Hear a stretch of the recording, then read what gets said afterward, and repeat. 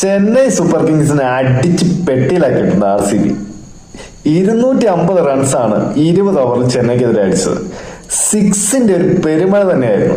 8 6 ആണ് Tim David തന്നെ അടിച്ചത്. അല്ല, ഓരോ ഓവറിൽ 30 റൺസ് അടിച്ചു. ഓരോ ഓവറിൽ 30 റൺസ്. 25 പന്തിൽ 70 റൺസ് എടുത്ത് പുറത്താകാതെ നിന്നു ടിം ഡേവിഡ്.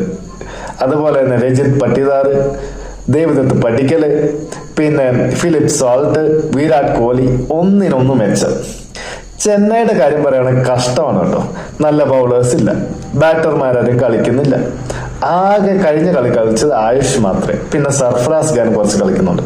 സഞ്ജുവിന്റെ കാര്യമാണെങ്കിൽ ഒന്നും പറയാൻ വേണ്ടി പറ്റത്തില്ല. പഴയ ചാക്കി തന്നെയാണ് സഞ്ജു ഇപ്പോൾ ഉള്ളത്. ന്യൂസിലാൻഡ് സീരീസിന് ആ സമയത്തുണ്ടായിരുന്ന സഞ്ജുവിന്റെ അവസ്ഥയാണ് ഇപ്പോഴും. സഞ്ജു ആ അവസ്ഥയൊന്നും കരകയറിയിട്ടില്ല. വേൾഡ് കപ്പിൽ നന്നായിട്ട് കളിച്ചു, പക്ഷെ IPL വന്നപ്പോൾ ഈ കളി, കഴിഞ്ഞ കളി, അതിന് മുമ്പത്തെ കളി ഫെയിൽ.